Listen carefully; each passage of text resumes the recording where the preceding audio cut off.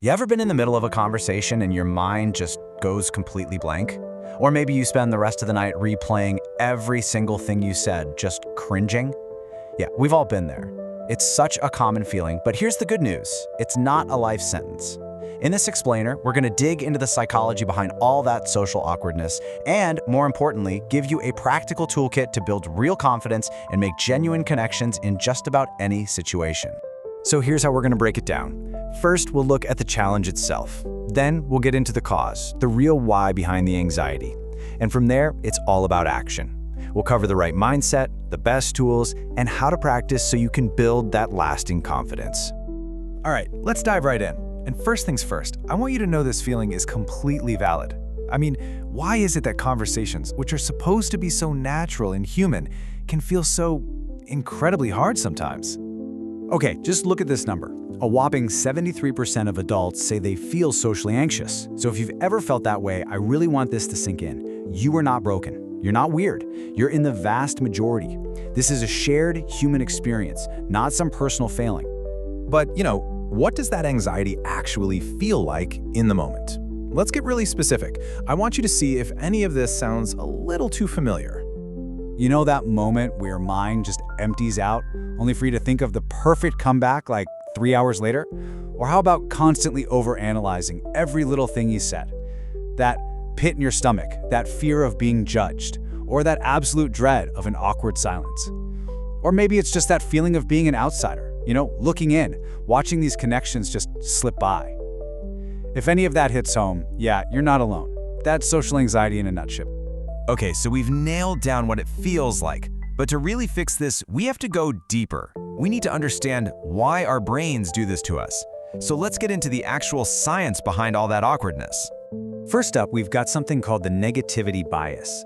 See, our brains didn't evolve for small talk at parties, they evolved for survival. Back in the day, social rejection could literally mean being kicked out of the tribe, which was basically a death sentence. So your brain is still wired to treat saying the wrong thing as a life or death threat. It's like having a smoke detector for social rejection that's just way, way too sensitive. And then there's this thing called the spotlight effect. You know that feeling that there's a giant spotlight on you and everyone is noticing every single mistake you make? Well, here's the reality. Studies show people notice about half, 50% less than you think they do. Why? Because everyone is stuck inside their own head, worrying about their own spotlight. Nobody's really paying that much attention to yours. And honestly, isn't that a huge relief? And that spotlight effect leads us right into the self-focus trap. When we get anxious, we turn all our attention inward. We're constantly checking in on ourselves. How do I sound? What should I say next? Did that come out weird? Think about it. All that brain power you're using to monitor yourself is energy you can't use to actually listen and connect with the person right in front of you. And finally, we have learned patterns. Maybe you had a few rough social experiences in the past. Your brain might have created this little mental script that says, hey, social situations are dangerous. And now it just keeps running that old, outdated program in new situations, creating this self-fulfilling prophecy. But here's the really important part. Since these patterns are learned, it means they can be unlearned. We can rewrite that script. Okay, if you take away one thing from this section, let it be this. Awkwardness is not a personality trait. It's not who you are. It is simply a skill gap. That's it. It's just like learning to cook or play guitar. Nobody's born a social superstar. It's a skill you can learn, and today we're going to give you the tools to start filling in that gap. So where do we even begin? Well, it all starts with a huge shift in your mindset. We have to completely change the goal of conversation in our heads. We need to stop thinking about it as a performance and start seeing it for what it really is, an opportunity for connection. Think of it like this. Right now, you might be stuck in performance mode. That's where you're trying to be funny and smart and say all the perfect things. We need to switch over to curiosity mode. In this mode, your only job is to be genuinely interested in the other person. And when you do that, your focus naturally shifts from yourself to them. It takes all the pressure off. Seriously, it's a total game changer.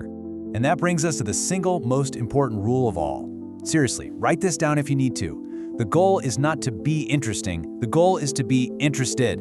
The second you make that your mission, the pressure just evaporates. You stop performing and you finally start connecting. Okay, so now that we've got the mindset sorted, let's open up the toolkit. I'm going to give you some super practical, easy-to-use strategies you can literally start using in your very next conversation. We're going to look at 5 simple but seriously powerful strategies. You've got the Ford method, which gives you 4 go-to topics: family, occupation, recreation, and dreams. Super easy. Then there's thread pulling. That's just listening for one interesting detail in what they say and asking more about it. We'll even cover graceful exits, so you never have to worry about getting stuck in a conversation. And look, these aren't complicated scripts you have to memorize. They're just simple frameworks to help things flow. Now think about this for a second. Where do we usually put all our anxious energy? Into finding the perfect words, right? But check this out. According to this famous model, the actual words you use only make up about 7% of communication. The vast majority of it, it's your body language and your tone of voice. And that should feel so freeing.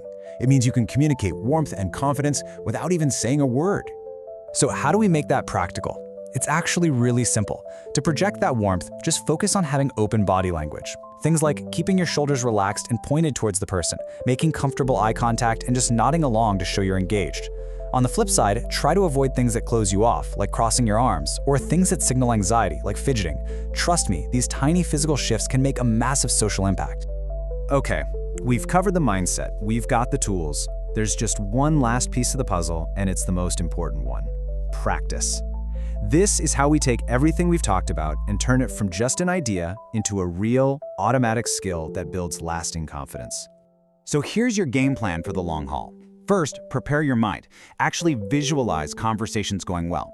Second, you have to reframe rejection. If a chat fizzles out, it's not a judgment on you. It's usually just a mismatch or bad timing. But most importantly, and this is key, you have to stack small wins. Start super small. I'm talking about a quick chat with a barista or a cashier. Every one of those tiny successes helps rewire your brain. And finally, just embrace that this is a growth process. Every single person you look up to for their social skills, they all started as beginners. All right, let's wrap this all up. If you forget everything else, just remember these 4 things. 1. Shift your goal from trying to be interesting to simply being interested. 2. Use the simple tools we talked about, like the Ford method. You don't need to be a genius. 3. Let your body language do most of the work for you. And 4, and this is the big one, know that confidence is not something you're born with. It's a skill you build one tiny conversation at a time. Look, the goal here isn't to be perfect overnight. It's just about making a little progress. So here's my challenge to you. What's one small step you can take this week? Just pick one technique. Maybe it's asking one person a follow-up question, or just making eye contact with the cashier. Just one thing. Because those small, consistent steps, that's how real, lasting change happens.